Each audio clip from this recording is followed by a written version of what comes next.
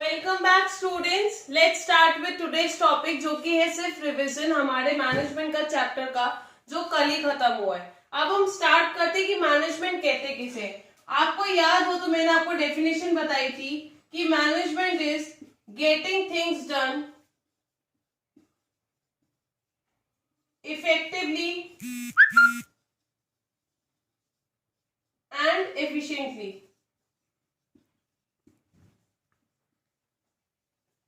जिसमें इफेक्टिवली का मतलब था completing task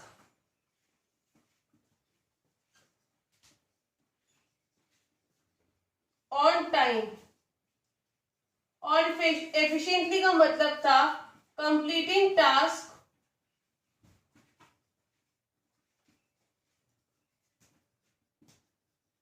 with minimum cost.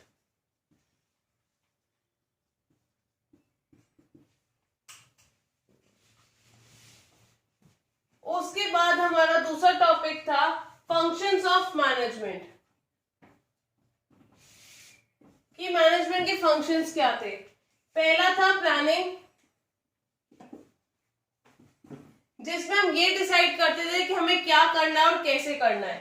दूसरा फंक्शन था ऑर्गेनाइजिंग,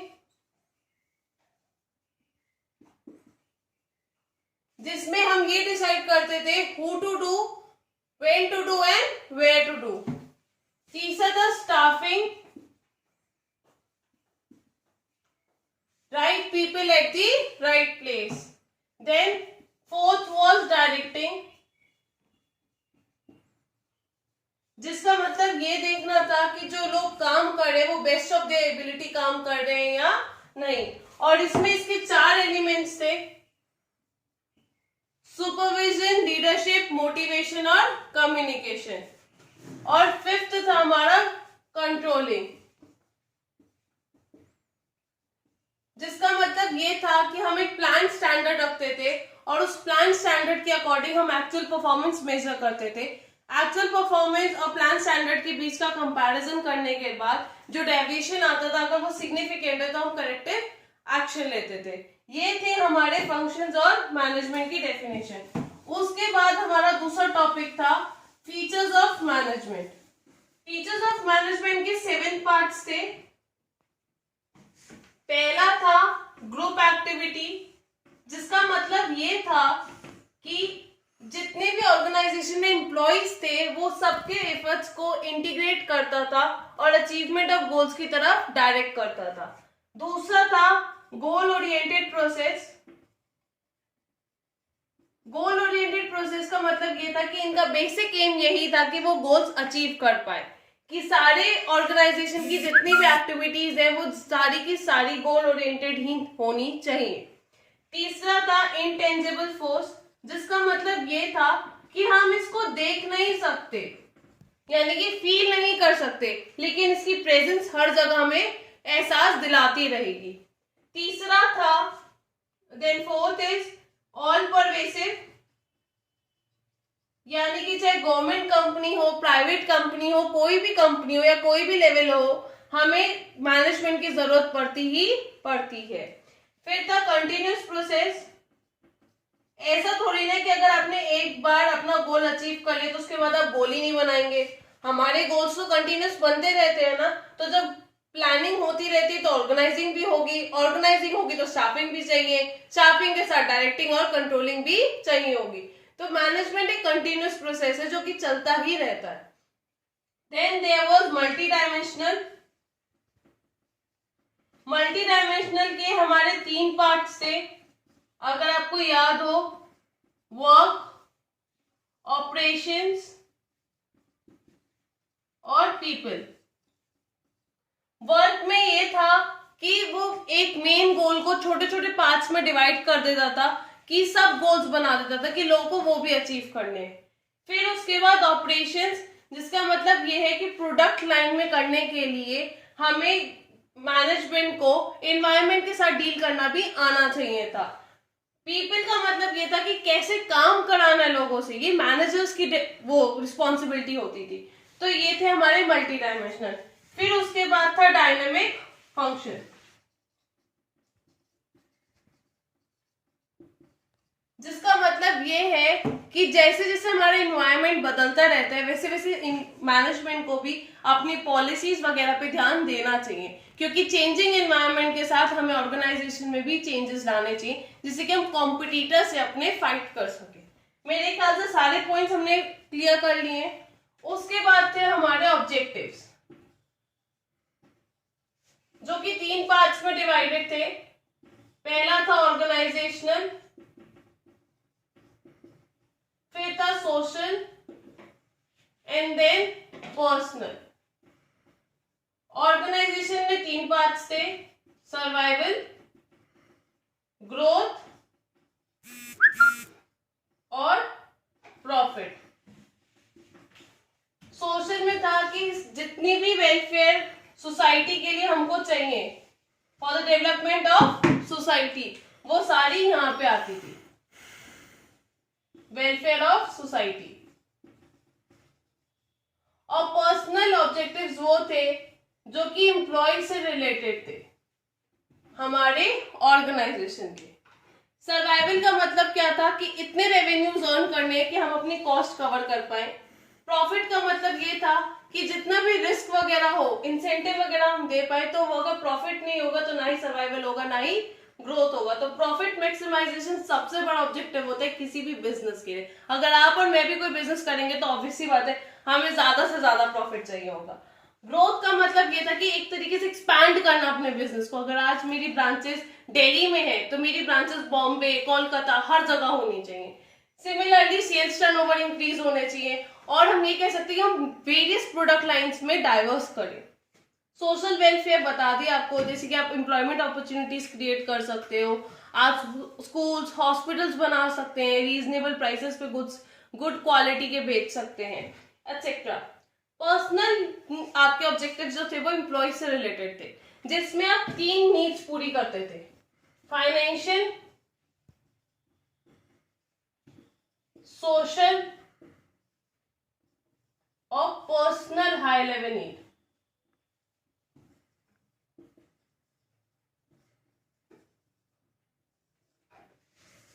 फाइनेंशियल का मतलब ये था कि इंसान को अच्छी सैलरी मिलनी चाहिए, अच्छे पर्क्स मिलने चाहिए, पर्क्स मींस फैसिलिटीज अच्छी मिलनी चाहिए।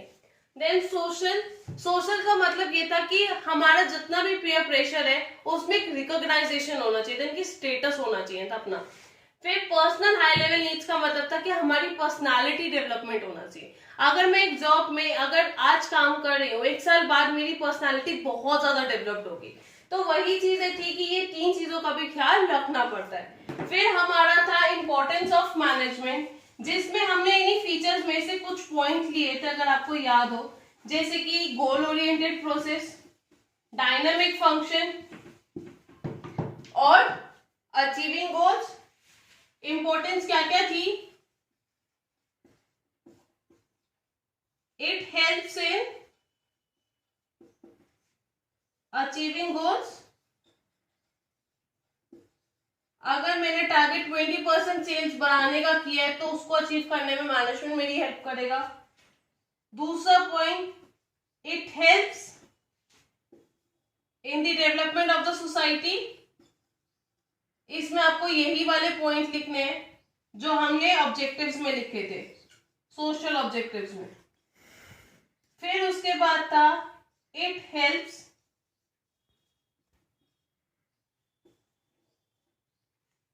In the fulfilling of personal objectives.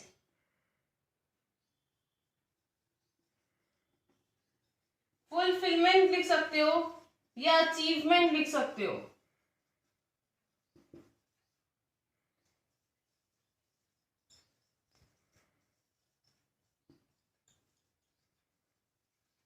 उसके बाद था डायनामिक होना चाहिए, और एक सबसे बड़ा पॉइंट था जो हमारे इंपॉर्टेंस में था, वो था इट इंक्रीजेस एफिशिएंसी। जो हम अभी तक इफेक्टिवनेस, एफिशिएंसी पढ़ते आ रहे हैं ना, उससे रिलेटेड था इट इंक्रीजेस एफिशिएंसी। अगर आज एक बार मेरा प्लान थोड़ा इतना कामयाब नहीं हुआ तो जरूरी नहीं कि हर बार मैं प्लान बनाऊंगी और वो कामयाब नहीं होगा। इंपॉर्टेंस थी ये। उसके बाद और क्या बचा चैप्टर में, फिर हमारे नेचर ऑफ मैनेजमेंट, जिसमें हमने मैनेजमेंट की नेचर जानने के लिए 3 तरीके से उसको डिवाइड किया था, साइंस, आर्ट और प्रोफेशन। साइंस में अगर आपको याद हो, मैंने आपको बोला था कि साइंस के कुछ फीचर्स थे जो मैनेजमेंट में नहीं आते, और आर्ट की लेकिन ऐसा कोई फीचर नहीं था जो मैनेजमेंट में ना आता हो। यानी कि मैनेजमेंट पूरी तरीके से साइंस नहीं था, लेकिन कंप्लीट आर्ट था। नेचर ऑफ मैनेजमेंट 3 पार्ट्स में डिवाइड था, साइंस, आर्ट और प्रोफेशन। साइंस के फीचर्स थे कि वो यूनिवर्सली वैलिड है, फिर लैब्स में टेस्टेड है, 100% हमें रिजल्ट देता है, उसके बाद वेल डिफाइंड नॉलेज होती है,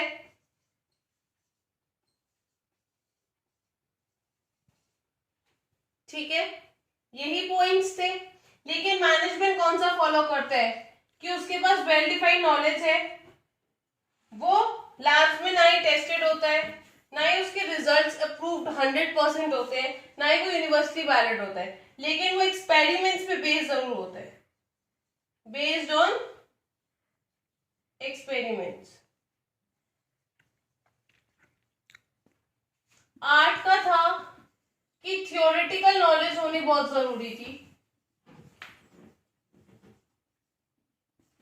पर्सनलाइज्ड कंसेप्ट होता था, यानी कि हर पर्सन पे डिपेंडेंट होता था, इंडिविजुअल टू इंडिविजुअली बेस्ड करता था, then based on practice.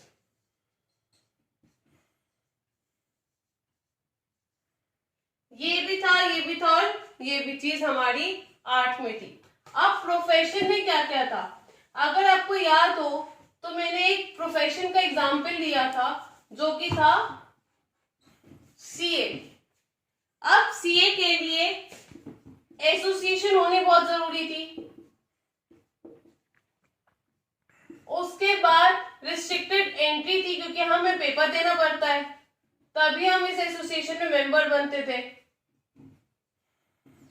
Knowledge well defined होती थी। अगर आपने देखा हो तो ये नॉलेज वाला पॉइंट तीनों उसमें है। फिर उनका जो मोटिव होता था वो सर्विस होता था, वो रेम्यूनरेशन या फी लेते थे, ठीक है। उसके बाद उनका कोड ऑफ कंडक्ट भी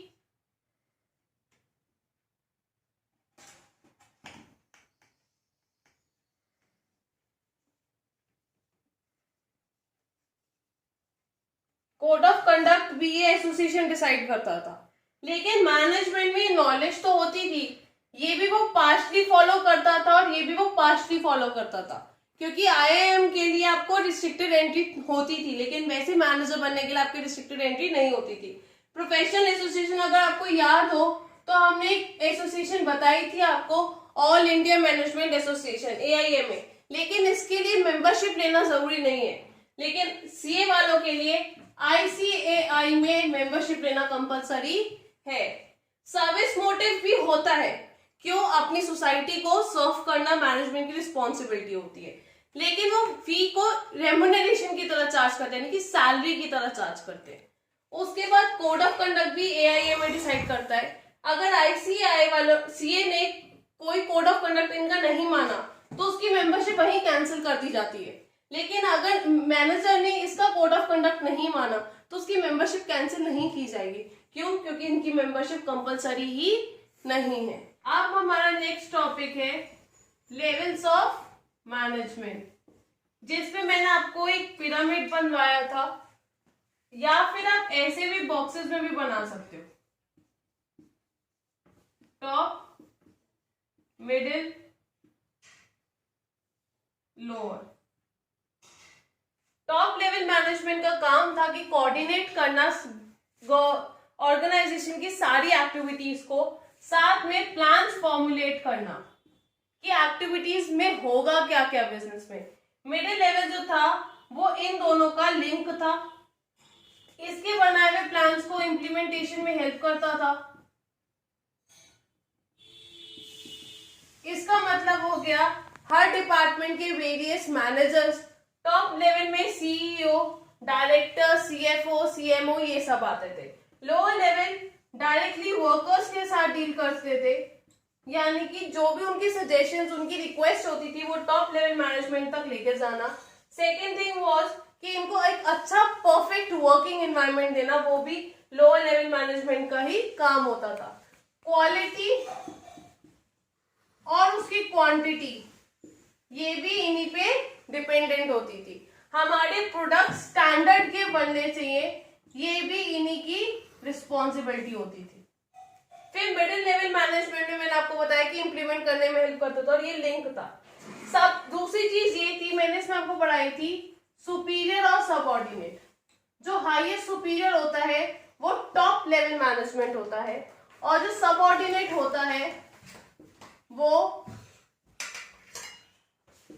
लोअर लेवल होता है, और मिडिल लेवल सबऑर्डिनेट होता है टॉप लेवल का, और सुपीरियर होता है लोअर लेवल का।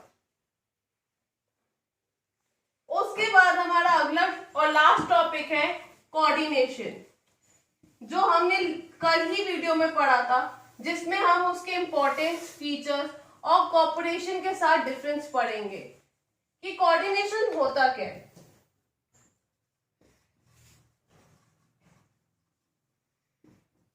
कोऑर्डिनेशन का मतलब होता है कि एफर्ट्स को सिंक्रोनाइज करना। कैसे? यूनिफाइंग यानी कि यूनिटी के साथ, इंटीग्रेटिंग प्लस हार्मोनाइजिंग। हार्मोनाइजिंग का मतलब है कि बिना डिस्प्यूट के और बिना कोई नेगेटिव वाइब के हमारे ऑर्गेनाइजेशन की एक्टिविटीज या हमारे डिपार्टमेंट की एक्टिविटीज के साथ डील करता है।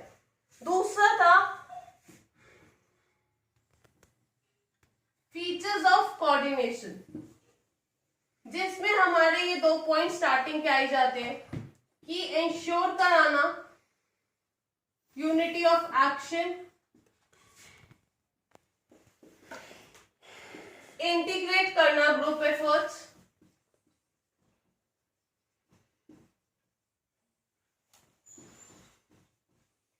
उसके बाद था कंटिन्यूअस प्रोसेस, जो कि हमारे मैनेजमेंट के भी एक फीचर होता है। फिर था all pervasive,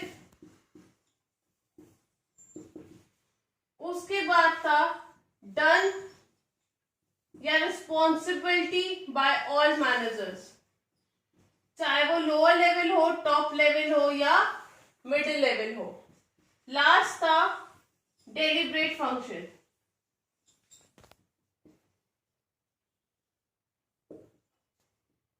ensures unity of action में हमने पढ़ा था कि जैसे जैसे हमारे एम्प्लॉइज बढ़ते जाएंगे वैसे वैसे हमें यूनिटी ऑफ एक्शन लेके आना बहुत ज्यादा जरूरी होता था। और वो क्यों?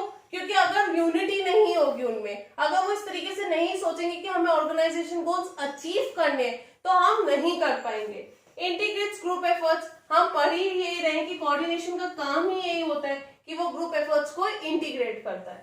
कंटिन्यूअस प्रोसेस यानी कि कीप्स ऑन वर्किंग। क्यों? क्योंकि फंक्शंस ऑफ मैनेजमेंट में होता ही है, जब functions of management continuously provide या वर्क करते रहते हैं तो कोऑर्डिनेशन तो अल्टीमेटली वर्क करता रहेगा। ऑल परवेसिव का मतलब ये था कि इट कीप्स ऑन गोइंग, इसको हर लेवल पे हर तरीके से जरूरत पड़ती है। कैसे पड़ती है? टॉप मैनेजमेंट प्लान्स बनाता है, उस प्लान्स के अकॉर्डिंग हम ऑर्गेनाइजेशन स्ट्रक्चर प्रिपेयर करते थे,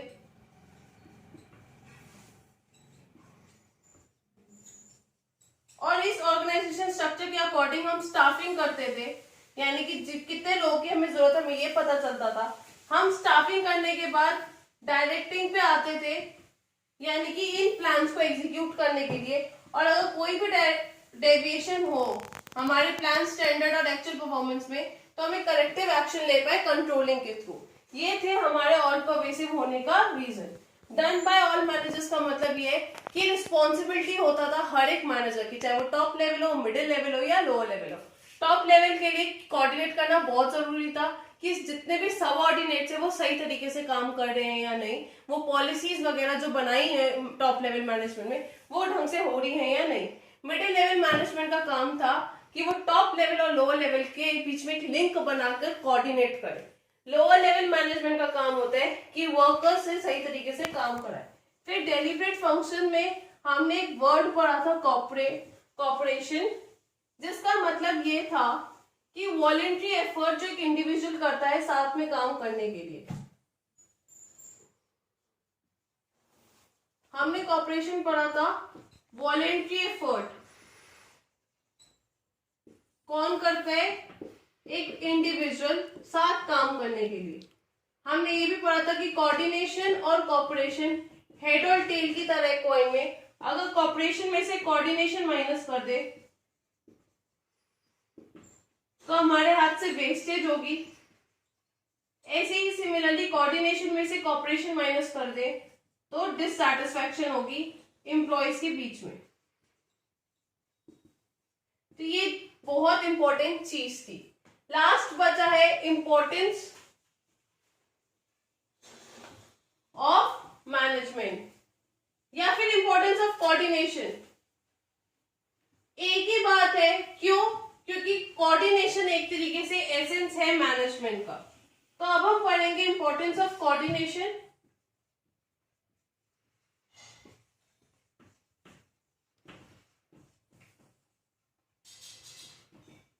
जिसके 3 पॉइंट्स थे। पहला था फंक्शनल डिफरेंशिएशन। इसका मतलब ये था कि हर डिपार्टमेंट का अपना एक मोटिव हो सकता है, हर डिपार्टमेंट अपने हिसाब से सोच सकता है, जरूरी नहीं है कि वो सिर्फ और सिर्फ ऑर्गेनाइजेशन के हिसाब से सोचे। मैंने इसमें आपको एग्जांपल दिया था कि अगर 20% का मेरा प्लान था, 10% ही बस मैं अचीव कर पाई, जो 10% में अचीव नहीं कर पाई उसका ब्लेम सेल्स वाला मार्केटिंग पे डाल सकता है और मार्केटिंग वाला सेल्स पे। तो वहां पे कोऑर्डिनेशन होना बहुत जरूरी है। फिर दूसरा पॉइंट ये था यूनिटी ऑफ एक्शन, जिसको हमने इस तरीके से लिखा था ग्रोथ इन साइज, कि जैसे जैसे हमारा एम्प्लॉय या ऑर्गेनाइजेशन बढ़ेगी वैसे वैसे हमारे एम्प्लॉयज बढ़ते जाएंगे, हमें यूनिटी ऑफ एक्शन आना बहुत जरूरी है। और लास्ट था स्पेशलाइजेशन, कि जितने भी स्पेशलिस्ट है और दूसरे मेंबर्स है उनके बीच में कोऑर्डिनेशन होना बहुत जरूरी था। ये था हमारा रिवीजन। मैंने डिस्क्रिप्शन में आपको आज बहुत सारे क्वेश्चंस दिए हैं, जो क्वेश्चंस आपको सॉल्व करने हैं और मैं नेक्स्ट वीडियो में वो सारे क्वेश्चंस डिस्कस करूंगी। Thanks for watching, do like, subscribe and share the video as much as you can. Thank you.